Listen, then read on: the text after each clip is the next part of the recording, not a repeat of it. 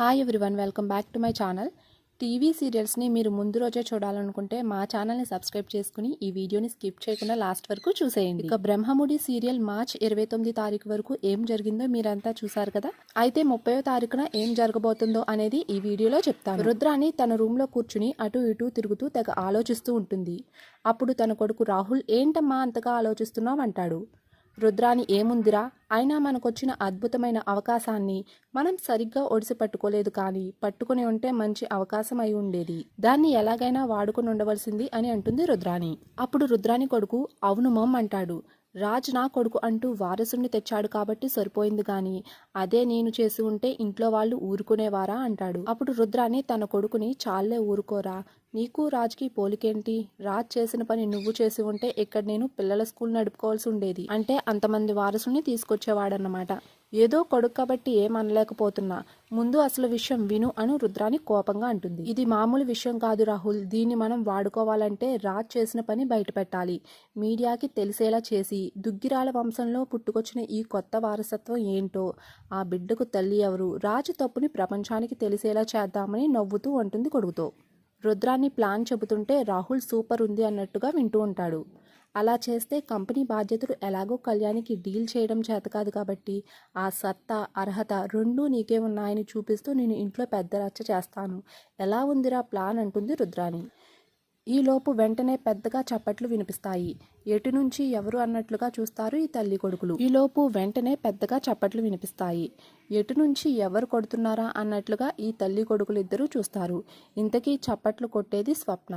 స్వప్న కోపంగా చూస్తూ దగ్గరకు వచ్చి, అబ్బబ్బా, నిలువెత్తు నికృష్టులను చూస్తున్నట్లుగా ఉంది, ఏం ఐడియాలో ఏం ప్లాన్లు, అసలు మీరు మారరు, ఇంత గొప్ప వంశంలో మనుషులుగా ఉండి ఇంటి పైకప్పును కొల్లగొట్టాలి అని కోరుకుంటున్నారు చూడండి, అదే జరిగితే ఆ కప్పు మొదటగా మీ నెత్తి మీదే పడుతుంది, అది గుర్తు పెట్టుకోండి, అప్పుడు రోడ్డున పడతారు అని ఆవేశంగా చెప్తుంది స్వప్న. అప్పుడు రాహుల్, మేమేనా రోడ్డున పడేది, నువ్వు కూడా పడతావంటాడు కోపంగా. అప్పుడు స్వప్న ఆపబోయి, నాకు ఆస్తి రాసిన విషయం మర్చిపోయారా, అయినా మీరు మారరని తెలుసు, కానీ మీ కారణంగా నా చెల్లెలు కావ్యకు ఏదైనా నష్టం జరిగితే అప్పుడు ఉంటుంది మీకు, గుర్తుపెట్టుకోండి అని స్ట్రాంగ్ వార్నింగ్ ఇచ్చి వెళ్ళిపోతుంది. మరోవైపు రాజ్ కావ్య ఇద్దరు ఆఫీస్కి వెళ్తారు. కార్ డ్రైవ్ చేసినంతసేపు బాబును పట్టుకుని కూర్చున్న కావ్య కార్ దిగగానే బాబుని రాజ్కి ఇచ్చి వెనకాల నడుస్తుంది.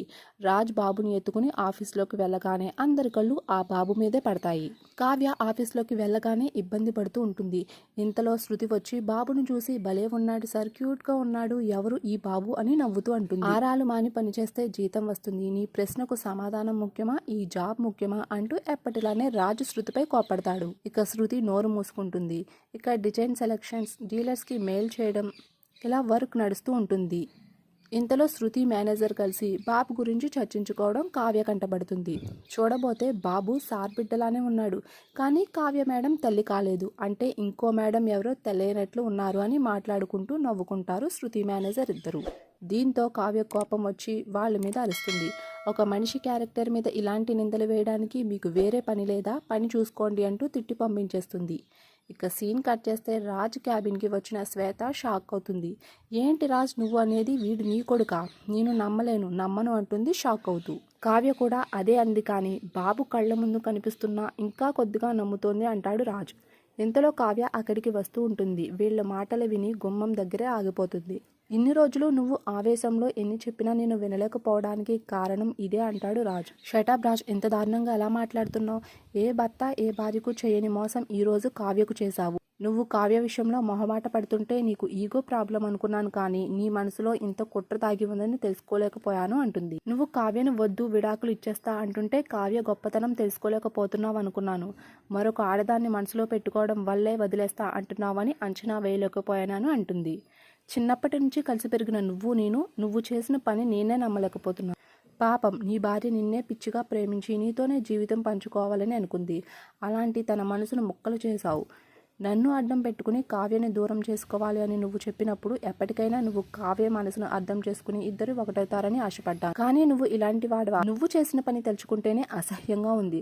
సంవత్సరం పాటు నువ్వు తను ఒకే గదిలో కలిసి ఉన్నారు కదా, ఆ పిచ్చిది నువ్వే లోకం అని తిరుగుతూ ఉంటే నువ్వు తప్పు చేస్తున్నావు అని నీకు అనిపించలేదా. మీ అమ్మ ఒకవైపు, మీ ఇంట్లో వాళ్ళు మరొక వైపు కావ్యను సూటిపోటి మాటలతో హింసిస్తూ ఉన్నా, ఏదో ఒకరోజు నీ మనసు కరిగి ఏలుకుంటావని చూస్తున్న ఆ పిచ్చిదాన్ని చూస్తే నీకు జాలి కలగలేదా అంటూ అరుస్తూ నవ్వుతూ మాట్లాడుతుంది శ్వేత.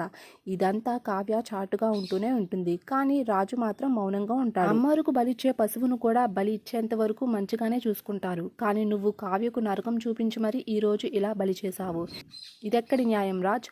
ఆడవారంటే దేవతలతో సమానం, వాళ్లకు మనం విలువ ఇవ్వాలి అని మీటింగ్స్లో చెబుతుంటావు. మరి ఏమైంది నీ సంస్కారం? నలుగురిలో చెప్పడానికేనా ఈ నీతులు? కావ్యకు నువ్వు చేసిన అన్యాయం తలుచుకుంటేనే నా రక్తం మరిగిపోతుంది.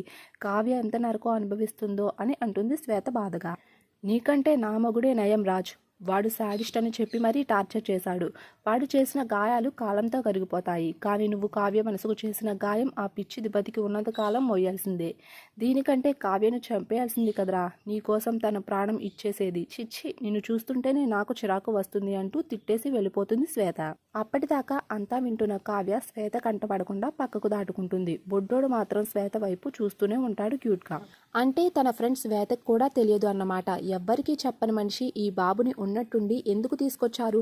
అసలు ఈయన జీవితంలో ఏం జరిగింది అని ఆలోచిస్తుంది మనసులో కావ్య.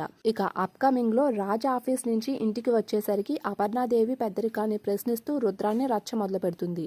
నా కొడుకు రాహుల్ అమ్మాయిలతో తిరుగుతున్నాడని, అబద్ధాలు చెప్తున్నాడని 100 కారణాలు చూపించి కంపెనీకి వెళ్లకుండా చేశారు కదా. మరి రాజ్ ఈ రోజు బాబుని తీసుకొచ్చిన దానికి ఏం శిక్ష వేస్తారు? కంపెనీకి వెళ్లే అర్హత నా కొడుక్కి లేనప్పుడు ఇప్పుడు నీ కొడుక్కి మాత్రం ఆ అర్హత ఎక్కడి నుంచి వస్తుంది అంటూ గొడవకు తెరతీస్తుంది. అక్కడే ఉన్న రాజ్ తో దీనికి సమాధానం నువ్వు చెప్పు రాజ్ అంటుంది అపర్ణాదేవి. నువ్వు ఏం చెప్తే దానికి సిద్ధం అమ్మా అంటాడు రాజు వినయంగా.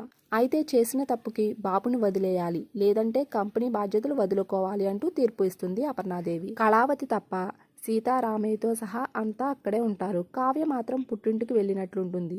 మీడియా ప్రమాదం నుంచి తప్పించింది కానీ. అయితే ఇప్పుడు ఏం రచ్చ జరగబోతుందో అనేది తరువాయి భాగంలో చూద్దాం. ఈ వీడియో నచ్చితే కంపల్సరీ లైక్ చేసి మా ఛానల్ని సబ్స్క్రైబ్ చేసుకుని పక్కన ఉన్న బెల్ ఐకాన్ని యాక్టివేట్ చేసుకోండి.